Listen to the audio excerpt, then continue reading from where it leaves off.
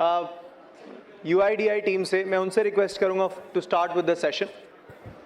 एक बार तालियों के साथ उनका स्वागत करेंगे सभी लोग।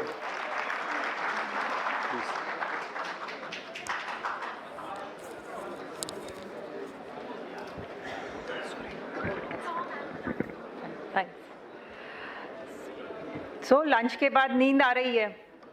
यस? ओके, सिर्फ लेफ्ट साइड से तो नो आ गया, लेकिन यहाँ से तो एकदम यस ही आ गई, धीरे धीरे वाली। नींद आ रही है? Very good, then I will also ensure कि नींद नहीं आए।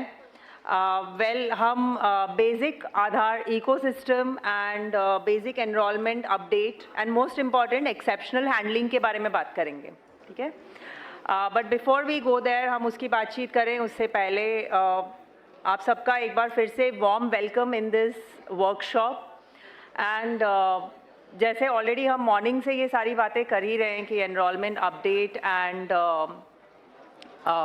अपडेट प्रोसेस हमारे लिए कितना इम्पॉर्टेंट है and how important it is also कि एज अ सोशल वर्क भी ये कितना इम्पॉर्टेंट है, राइट? सो ये करने से पहले हमें बेसिक प्रोसीजर्स पता होने बहुत इंपॉर्टेंट है कि लॉगिन कैसे है, लॉगिन के बाद हमारा एनरोलमेंट किट जो है या हमारा जो कंप्लीट आधार किट है उसमें क्या क्या है और उसके कंडीशनिंग्स क्या हैं। All that is what we will discuss. काफ़ी चीज़ें हैं जो इसमें से आपको भी पता होंगी, तो I may ask questions as well, ठीक है? So going on with the first thing, Aadhaar. So when we say this Aadhaar, हम सब जानते हैं कि what this Aadhaar card is. तो आधार कार्ड में ये जो 12 डिजिट नंबर हैं, ये क्या है, कोई बता सकता है? Perfect, yes, it is a unique identification number and specially जो 12th डिजिट है, right? So 12th digit is again unique. But ये नहीं है कि कोई भी 12 नंबर जो हैं वो हमारे आधार नंबर हो सकते हैं, right? So that is what is the basic thing about Aadhaar. So let's say अगर मैं कह दूँ मेरे पास आधार है, तो क्या मैं इंडियन सिटीजन हो गई? No? Exactly, it doesn't indicate the citizenship, but yes, it is one of the proofs given by Government of India, authorized by Government of India, लेकिन ये मेरा citizenship का right या citizenship का proof नहीं है। Going forward, yes, when I say that कि ये मेरा citizenship का proof नहीं है, तो अगर मैं इंडिया में more than 180 डेज या सॉरी मोर देन 190 डेज अगर मैं इंडिया में रही हूँ, तो क्या मुझे आधार कार्ड मिल सकता है? फेयर, मतलब आप सबको नींद नहीं आ रही है। ओके, सो आधार एनरोलमेंट इकोसिस्टम में कौन कौन हैं जो इन्वॉल्व हैं? सो ऑफ कोर्स सबसे पहले तो operators, supervisors, enrolling agencies, and who is the most important one in this? Exactly, अगर रेसिडेंट नहीं है तो आधार कार्ड का रिक्वायरमेंट ही नहीं है। So resident is of course the most important one. Verifier है, ऑपरेटर, सुपरवाइजर हैं, एनरोलिंग एजेंसीज हैं and the registrar as well. So all this together makes the enrolment ecosystem, Aadhaar enrolment ecosystem. थोड़ा सा हम इसके एनरोलमेंट प्रोसेस को देख लेते हैं कि what is the enrolment process. Sorry, before I go there, so enrolment process के लिए अगर एक रेसिडेंट हमारे पास आता है तो सबसे पहले हम क्या करते हैं? हम उनसे डॉक्यूमेंट्स लेते हैं, ओके? और वेरी गुड, एक हम डॉक्यूमेंट्स लेते हैं और क्या करते हैं? एनरोलमेंट फॉर्म फिलअप करवाते हैं, वेरी गुड।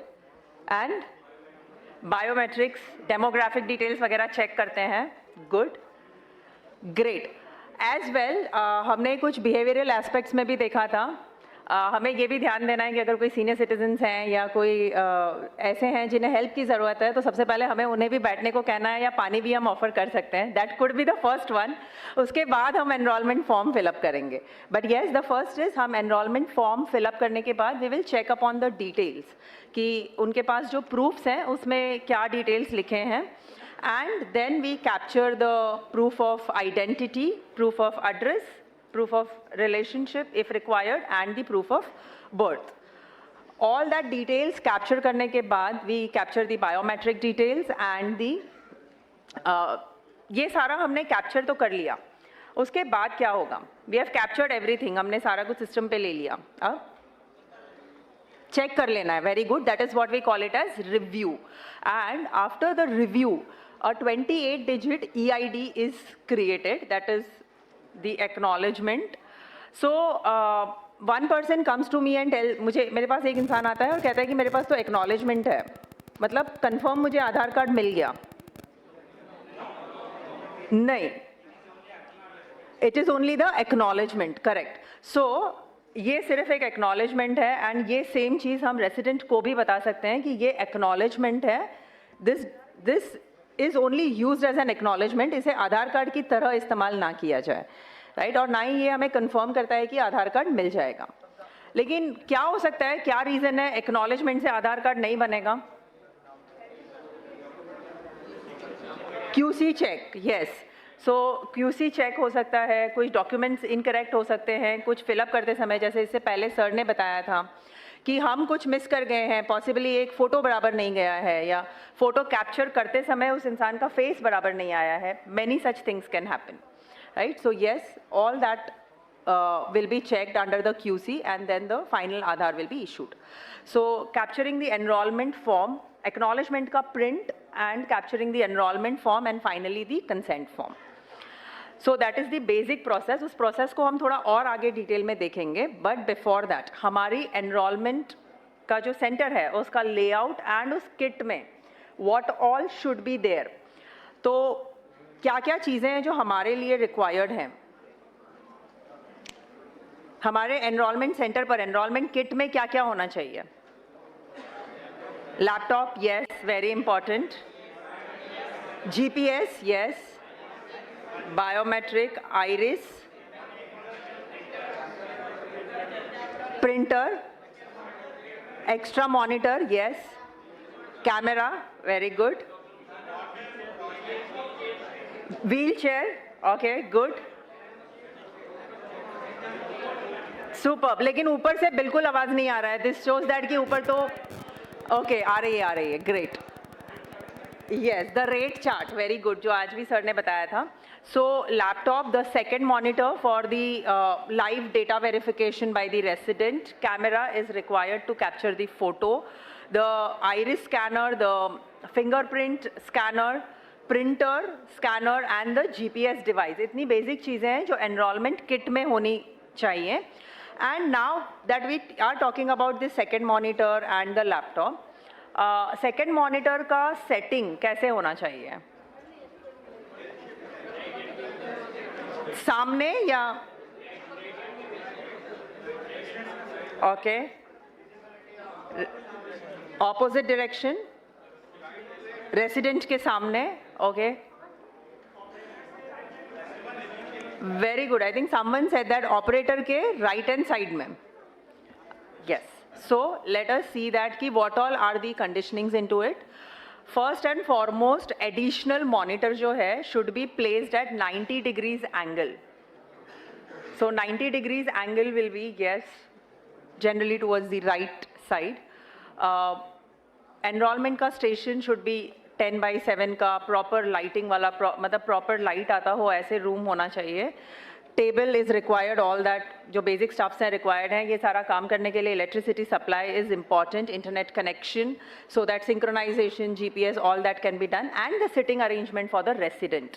जैसे हमने कहा, सर ने बताया व्हील चेयर वगैरह भी ज़रूरी है. अगर कोई ऐसे स्पेशली डिसेबल्ड या स्पेशली चैलेंज्ड कोई आते हैं तो उनके लिए भी सुविधा हो सकती है.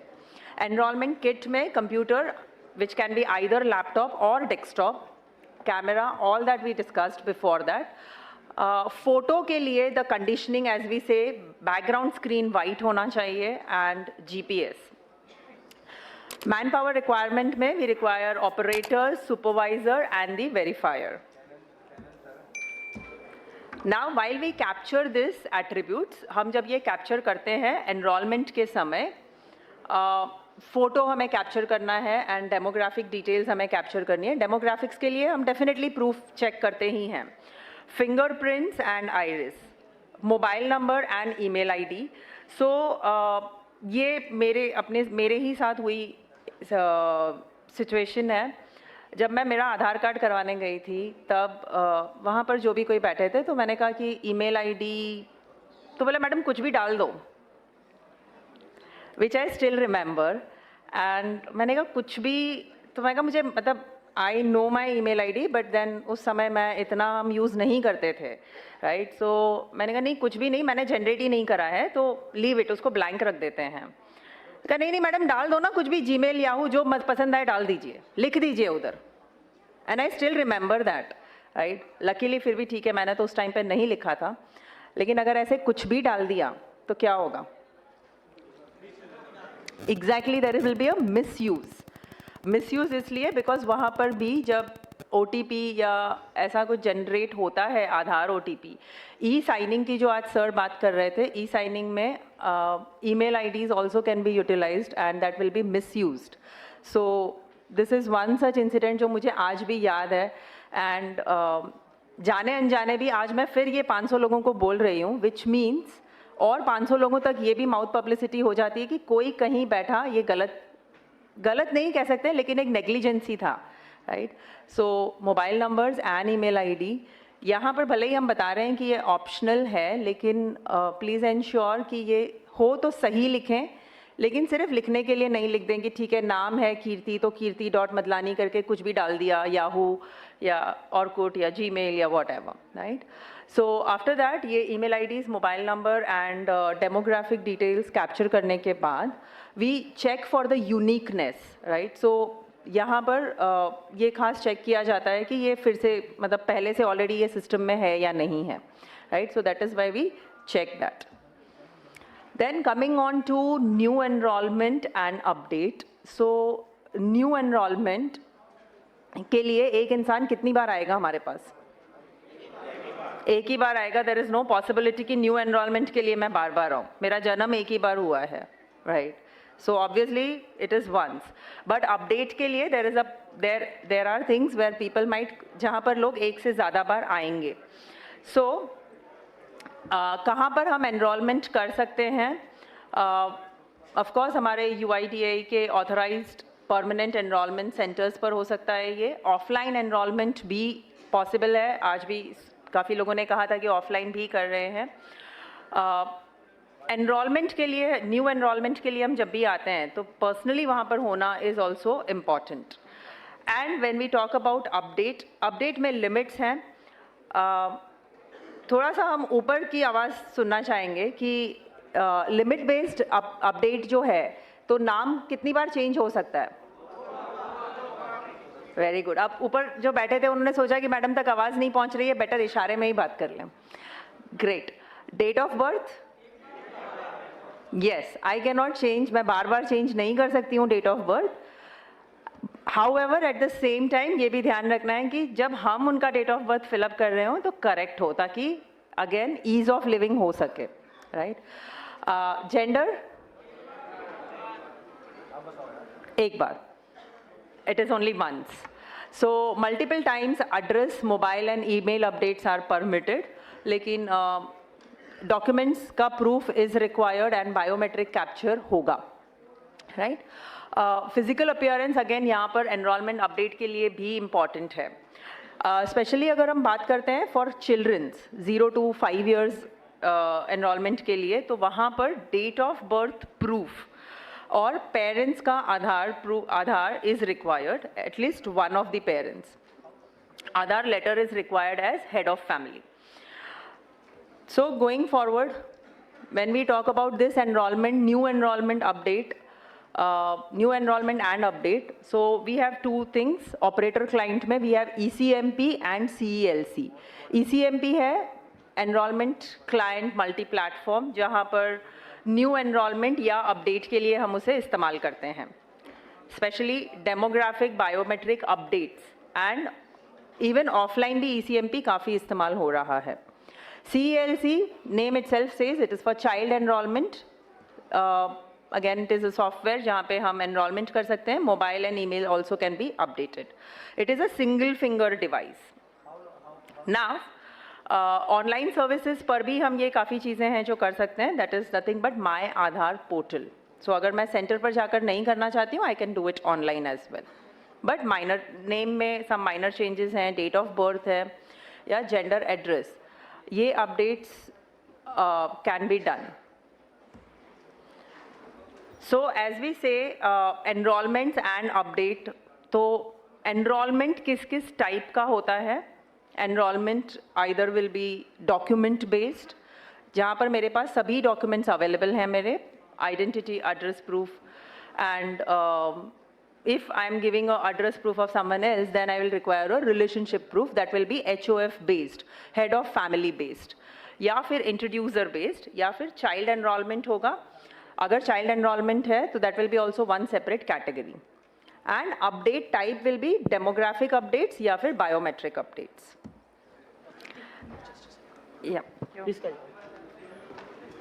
सो बाय द टाइम आप फीडबैक फॉर्म्स फिलअप कर रहे हैं, we will continue with this as well.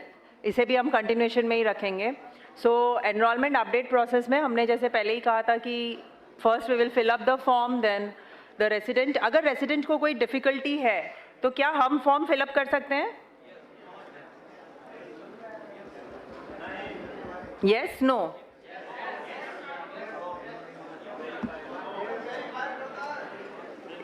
Yes. So the verifier can guide the resident, guide कर सकते हैं, लेकिन बिल्कुल अगर लिखने में वगैरह डिफिकल्टी है then yes we can help. Operator must enter enrolment data. एक बार वेरीफाई हो जाता है then we can update the enrolment data, which means we can fill up the enrolment data. Now data capture का activity किस process में होगा, this is little important. So operator अपने ID पासवर्ड से लॉगिन करेंगे. एवरी 12 आवर्स GPS सिंक होना है. जैसे हमने सुबह या इसे लंच से पहले के सेशन में भी हमने डिस्कस किया था कि ये GPS सिंक से बिल्कुल पता चलता है कि आप कहाँ हैं, right. So it is default every 12 hours it has to be synced. Operator sync कर रहा है once in a day, which is हर 24 घंटे में एक बार ऑपरेटर सिंक होना है. एंड द ऑपरेटर डिस्क्लोजर, इतना होने के बाद फिर हम रेसिडेंट का डेमोग्राफिक डिटेल्स एंटर करते हैं. फ्रॉम देयर रेसिडेंट के डॉक्यूमेंट्स सिलेक्ट करते हैं. अगर हेड ऑफ फैमिली डिटेल्स हैं तो उस हिसाब से एंट्री होती है. Then we capture the biometric. Biometric capture, which is photo, fingerprints and the iris. From there, जैसे आपने कहा, हम फिर से एक बार चेक करते हैं. Acknowledgement, then the DMS scanning and finally auto upload of EID.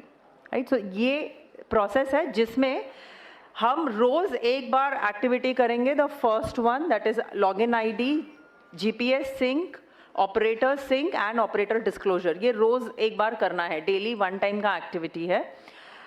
Rest activities her resident के आने पर, हर एनरोलमेंट के आने पर या एवरी EID पर ये एक्टिविटी हमें करना है.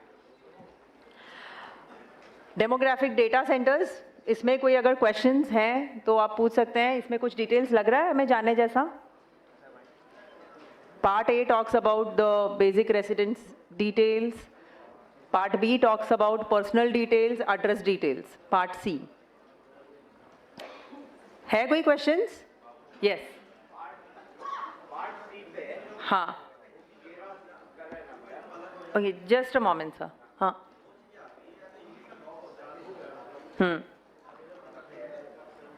अपडेट के लिए डालते हैं तो उसमें लिखा हुआ आता है कि आपका इंग्लिश में ही अपडेट होगा पूरा का पूरा, तो उस वजह से कई बार वो रिजेक्ट भी हो जाता है ट्रांसलेशन सिस्टम की वजह से. हाँ, और कई बार इंग्लिश की जगह वो हिंदी में कन्वर्ट जो होता है वो बहुत सारा अलग ही पूरा लैंग्वेज होती है, जिसको हमें फिर अलग सॉफ्टवेयर के थ्रू करना पड़ता है.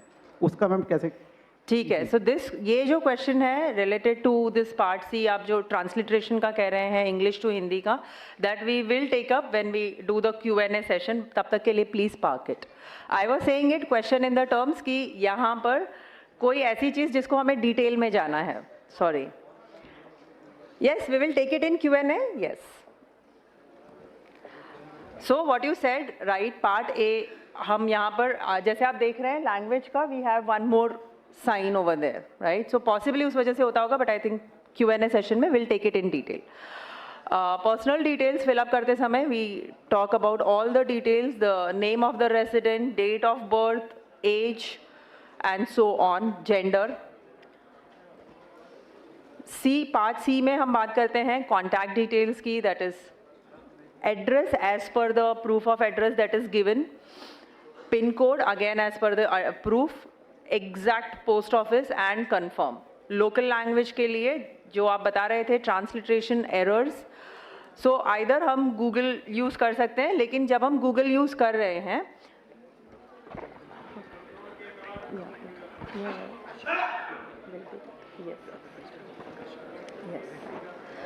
सो गूगल के केस में व्हेन वी राइट नाउ जैसे हमने एक वर्ड डाला था तो वहाँ पर it reads it in a different way. Like one of my friend, उसका नाम है शर्लिन, लेकिन वही शर्लिन जब मैं गूगल पर डालती हूँ तो वो कुछ और रीड आउट करता है, राइट. सो प्लीज़ आप खुद भी एक बार चेक कर सकते हैं करेक्टनेस के लिए.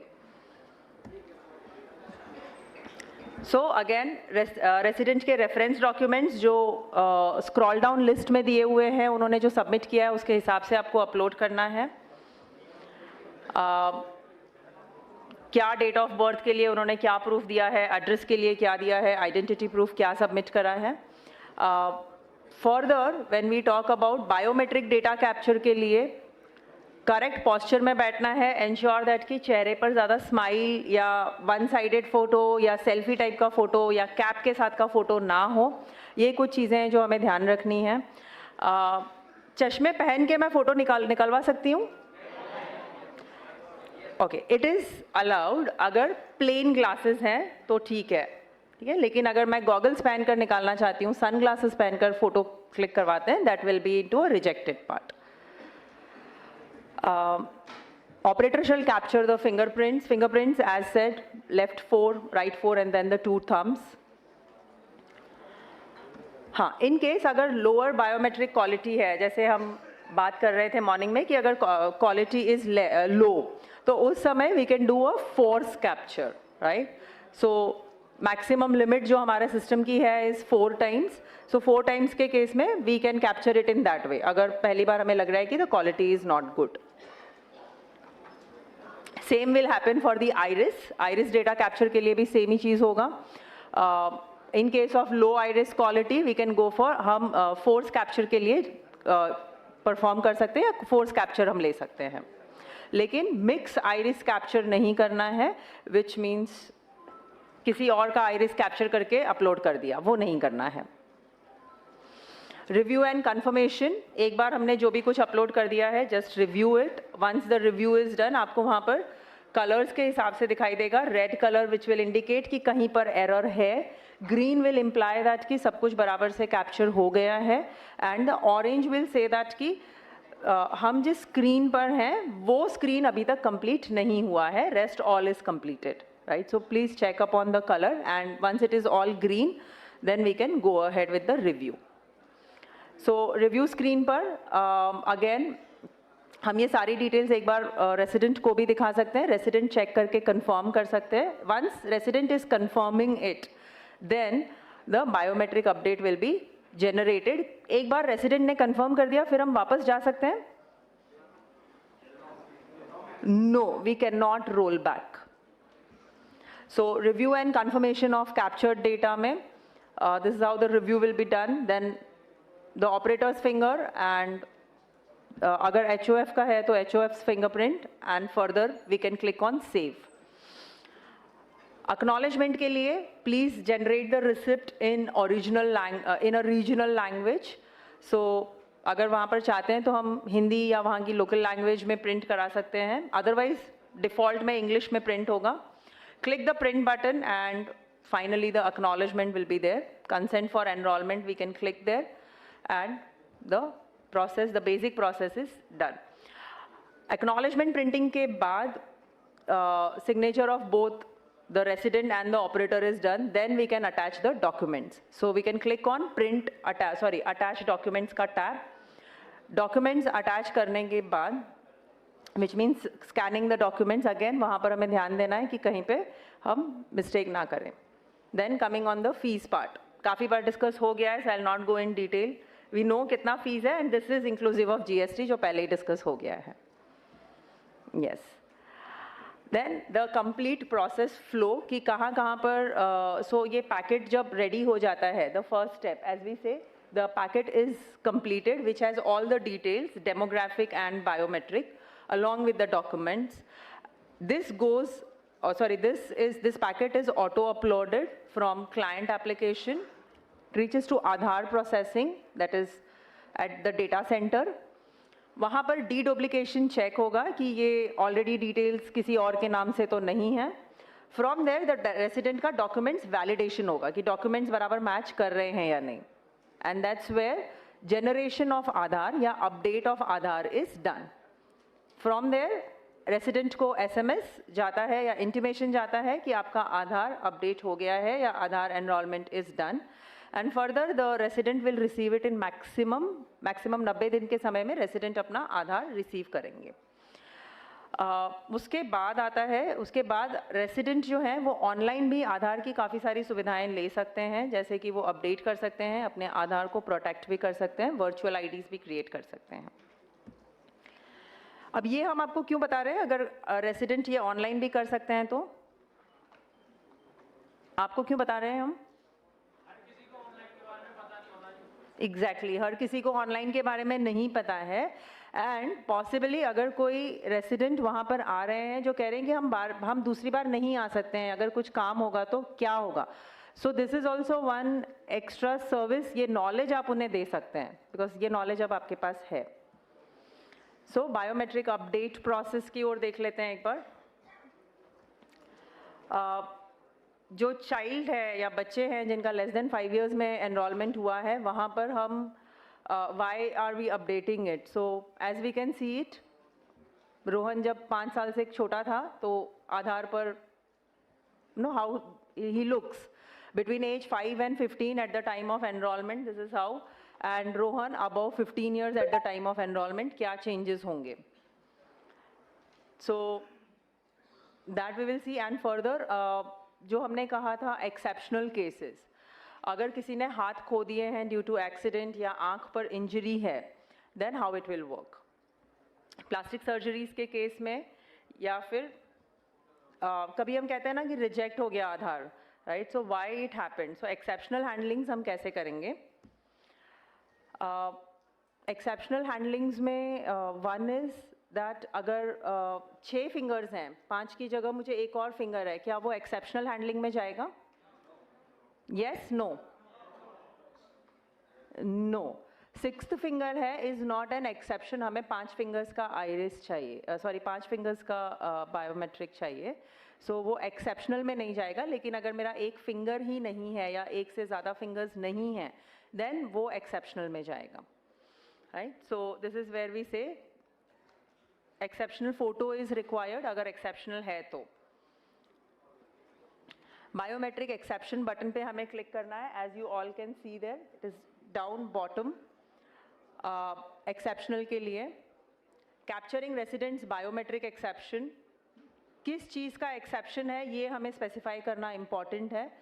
आँखों का कोई डिफॉर्मिटी है या फिर फिंगर्स में कुछ है, सो दैट स्पेसिफिक पार्ट आपको बताना है, उसका फोटो क्लिक करना है. If the resident has extra finger, please ignore the extra finger, उसे इग्नोर कर देना है. हमें 5 ही फिंगर्स के बायोमेट्रिक लेने हैं. बैंडेज्ड है अगर फिंगर पर, वो भी एक्सेप्शन में जाएगा. सो इस तरह से एक्सेप्शनल में 2 फोटोज़ होंगे, एक द फोटोग्राफ, बेसिक फोटोग्राफ, और दूसरा एक्सेप्शन का. So as you all can see it on the screen, इस तरह से हमें फोटो क्लिक करवाना है. सो जैसे हम देख रहे हैं यहाँ पर, मे बी कोई एक फिंगर मिसिंग है या फिर आइरिस कैप्चर पॉसिबल नहीं है क्योंकि एक आंख पर बैंडेड है या फिर एक आंख नहीं है, या फिर स्क्विंट या डिसोरिएंटेड आंखें हैं, तो ऐसी सिचुएशंस में भी एक्सेप्शन होगा. एक्सेप्शन के गाइडलाइंस हैं कुछ. सबसे पहले तो please check the fingers and the fitness, specify the detail of it, click on the specific part and click on any part of the image once, ताकि हमें पता चले कि ये डेटा अवेलेबल नहीं है. And then capture the exception photograph. Further supervisor का verification होगा फॉर बायोमेट्रिक एक्सेप्शंस.